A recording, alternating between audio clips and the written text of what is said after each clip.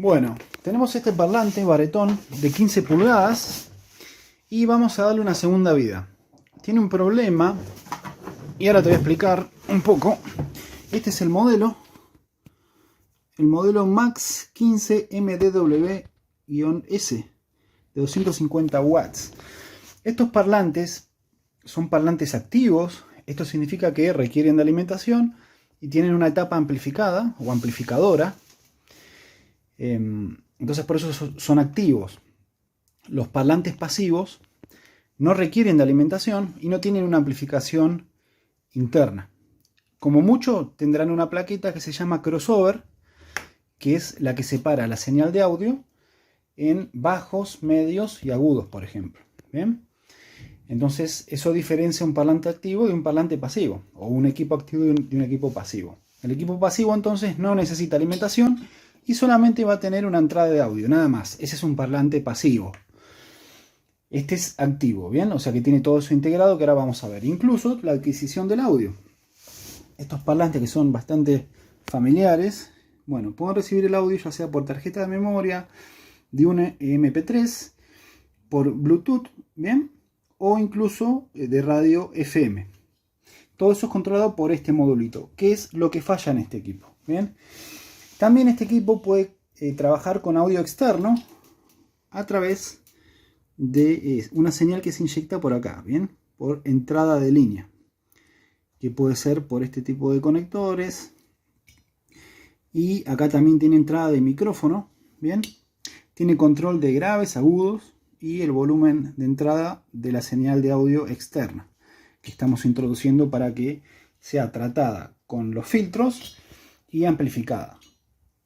Y también opcionalmente tiene acá, bueno, este conector es un espicón, tiene el conector espicón es una salida para conectarle otro parlante compañero que puede ser pasivo. El parlante este está recibiendo la señal amplificada de un amplificador que está acá adentro, que ahora te voy a mostrar. Y también en paralelo está conectado este espicón, este conector.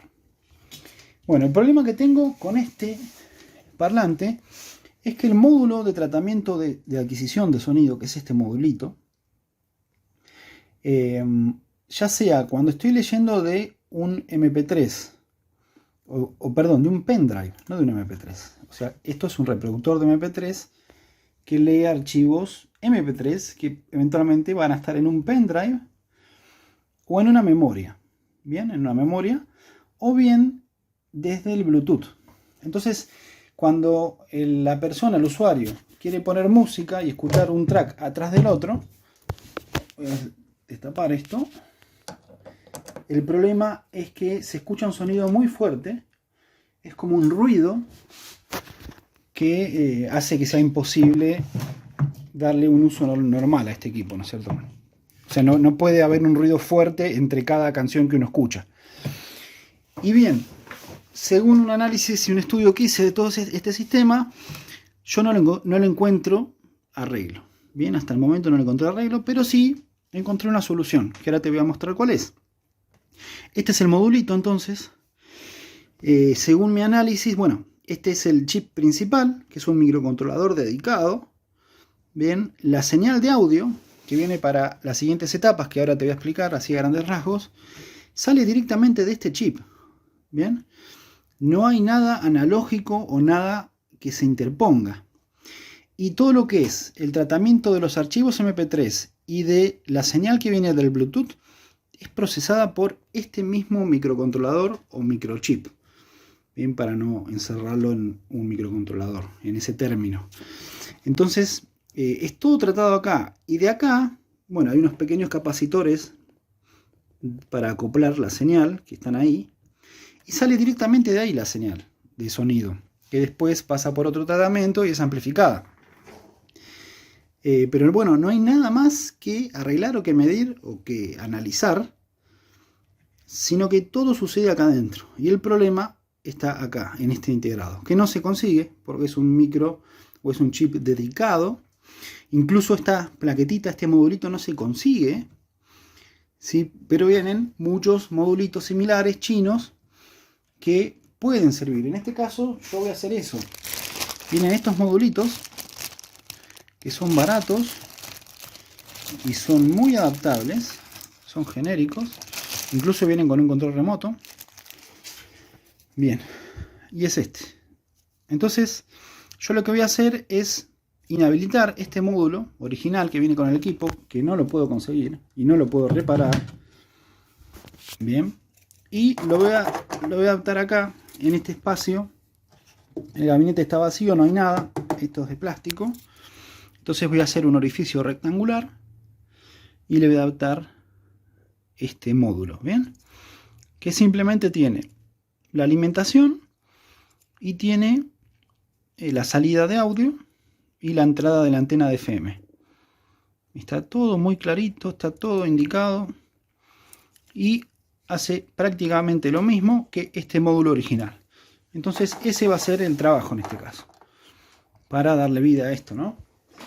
Porque está bien, sigue funcionando, o sea, todo lo demás funciona. Solamente este es el problema. Y el usuario de este equipo necesita que funcione esto. Todo lo demás funciona, ¿a qué me refiero? A que la etapa del amplificador funciona, la fuente funciona, la etapa de filtrado, de volúmenes, todo funciona, de preamplificación.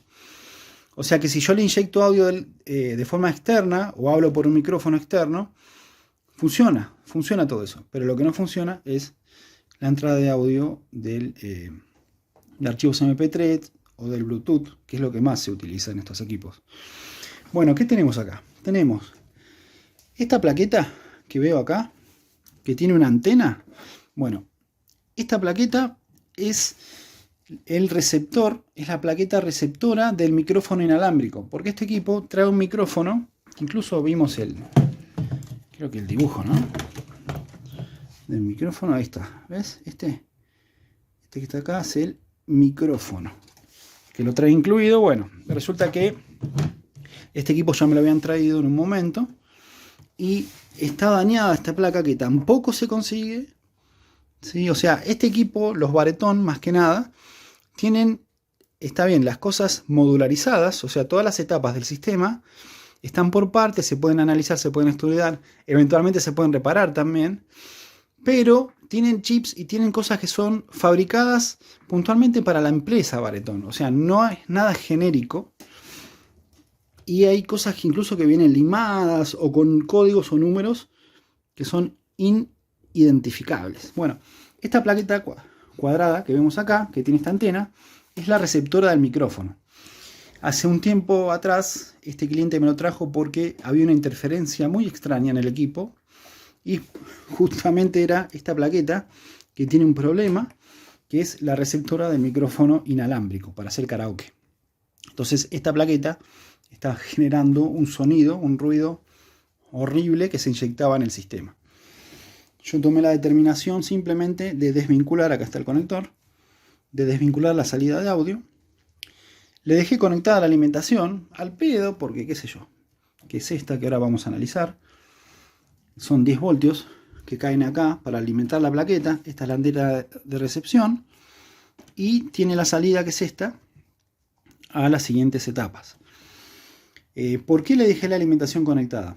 Porque la idea mía siempre es dejar todo lo más original posible, por si alguien más tiene que trabajar en el equipo, o por si se consiguen en algún momento por algún desarme o por casualidad algún reemplazo de estas plaquetas, ¿no? Entonces no afectan nada, no se genera consumo ni nada, o sea, el problema que tiene esta plaqueta no implica que exista un consumo excesivo o que se esté dañando o reduciendo la vida útil de la fuente de alimentación. Así que le dejé conectada la alimentación, simplemente desconecté en esa época la salida de esta plaqueta hacia las siguientes etapas para que ese sonido indeseable, ese ruido, no se esté inyectando al pedo. Entonces eso es esta plaqueta que está acá, que del otro lado hay 2 tornillos nada más. Bien, pero bueno, así la identificamos con esta antena. En la mayoría de los equipos, la receptora del micrófono es una plaqueta rectangular, pero en estos equipos es esta plaqueta cuadrada. Si desarmo otro equipo en otro momento, voy a hacer un video similar en donde voy a explicar etapa por etapa como ahora, para ver estas generalidades de estos sistemas, que son muy comunes actualmente. Bueno, acá que tenemos, en esta placa grande tenemos dos cosas: la fuente de alimentación, que es una fuente switching, y el amplificador, que debe ser un AB, un clase AB, porque clase D no es, y tiene los transistores de potencia complementarios para el positivo y negativo, así que por eso digo que debe ser una B. Bueno, esta es la fuente switching, o stepper, o fuente conmutada. Acá es donde vienen los 220 voltios. ¿Y qué sucede? A muy grandes rasgos, porque no voy a dar tampoco una clase de fuentes conmutadas, lo que sucede es que hay una etapa que se llama etapa caliente o etapa de alta tensión, que a veces está marcada como acá, con esa línea blanca, y está separada por un transformador, que es este que está acá. Bien, entonces esa etapa se llama etapa de alta tensión o etapa caliente. A veces en los mismos impresos dice hot. Y también a veces por debajo están separadas las etapas, que este no es el caso. Está solo separado por arriba, o sea, gráficamente, no con esa línea. Y en la etapa caliente, ¿qué es lo que sucede? Entra la alterna desde el exterior, los 220, se genera, o sea, pasa por una etapa de rectificación y de filtrado, y se genera, por ejemplo, una continua de más de 300 voltios, normalmente, con un controlador. A ver si está todo acá arriba. Con un controlador o con una etapa de control muy específica, se switchea en corte saturación un transistor MOSFET, canal N normalmente, de alta tensión, como de 600 voltios. Generalmente esos transistores MOSFET son canal N, perdón, y de 600 o más voltios. Y lo que hace ese MOSFET es trabajar a una alta frecuencia en corte saturación, alimentando o proveyendo de corriente a este transformador, que es el que induce una corriente en el secundario, digamos, y todo esto es a una muy alta frecuencia. Por eso es que el transformador, a pesar de que la fuente de alimentación genera mucha potencia, el transformador y los componentes son muy pequeños, no es como una fuente lineal. Bien, entonces luego de este transformador que recibe esa inducción de la señal de la corriente del otro bobinado, ¿no?, que está trabajando a alta frecuencia, alta tensión, alta frecuencia, se induce eso en el secundario y se rectifica y se filtra, y bueno, y es como una fuente lineal de ahí en adelante, más o menos. Después hay una señal de feedback que le va indicando a la etapa caliente, digamos, o de alta frecuencia y de alta tensión. Esa etapa de feedback es como una realimentación que le va indicando cuándo tiene que acelerar o disminuir la frecuencia o la señal que se induce al secundario en base a cambios que hay en el consumo del lado frío o del lado de baja tensión. Entonces, del lado de baja tensión hay fluctuaciones en el consumo. Eso es escuchado por la etapa de alta tensión o la etapa caliente, y el MOSFET que está siendo switchado cambia su comportamiento para poder ir ajustándose a los requerimientos de la etapa de baja tensión. Eso es lo que pasa en la fuente switching o conmutada, que es esta etapa que vemos acá. Vemos la etapa caliente y la etapa fría de este lado, ¿bien? Y bueno, de acá mismo, de la etapa ya de baja tensión, salen 10 voltios que vienen a esta plaqueta, que lo dejé conectado al pedo, que es la placa que estaba generando hace un tiempo ese problema, y bueno, decidimos desconectarla y chau, porque el cliente no usa el micrófono para karaoke. Bien, y de acá en adelante ya tenemos la etapa del amplificador, que creo yo que es un AB, clase AB. Acá tenemos los transistores complementarios, el positivo, negativo. Bien, y tenemos, bueno, preamplificaciones, adaptaciones, acoples, bla, bla, bla.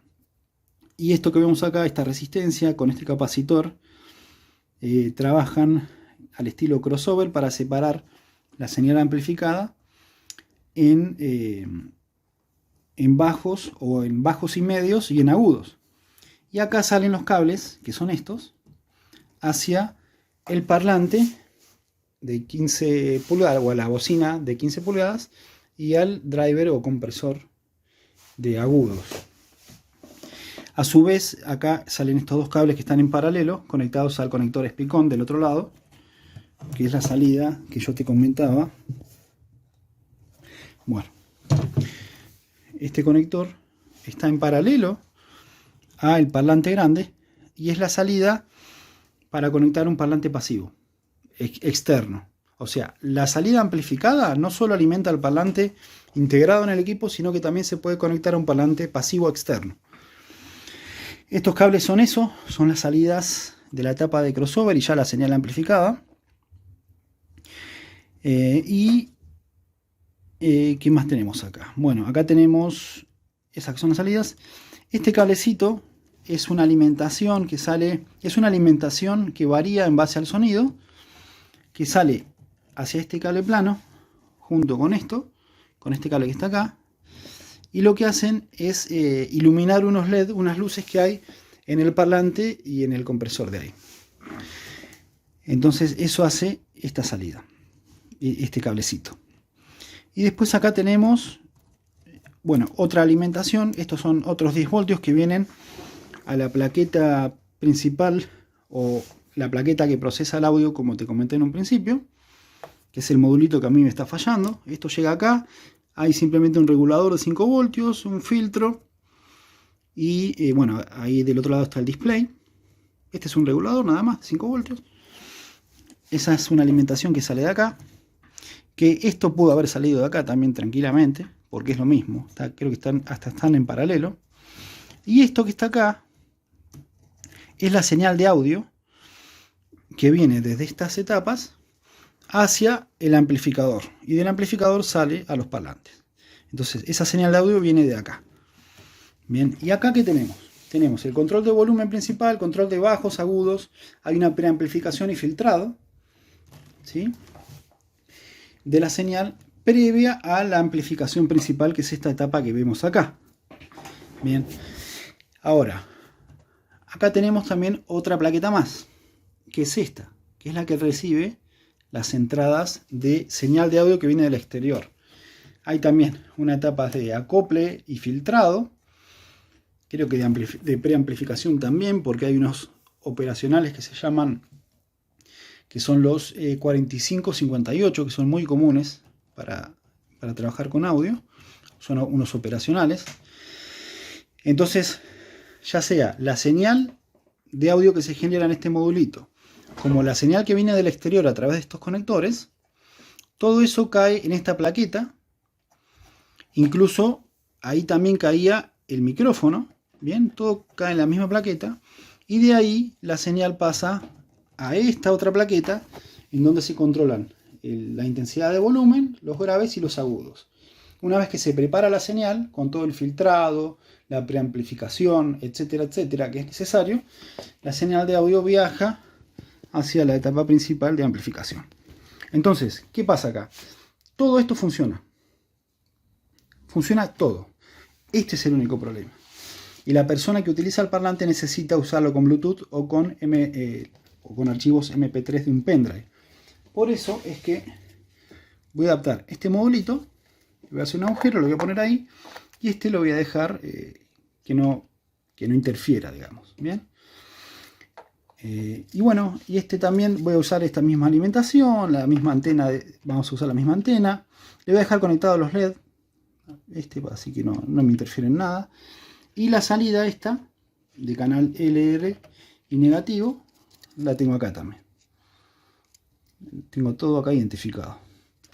O sea, todo lo que tengo conectado en esta plaqueta, menos los LEDs, que es todo. Es la alimentación y la salida del audio, o del sonido sin amplificar, y la antena de FM, todo eso lo tengo acá también.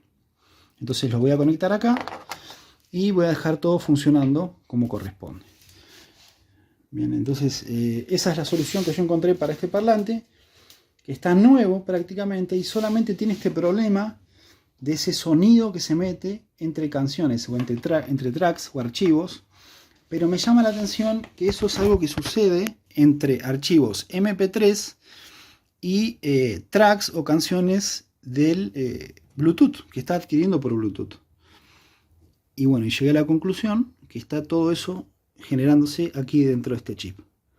No hay nada más. Por eso es que no le veo solución. Voy a hacer eso y bueno, vamos a ver cómo queda, si funciona o no funciona.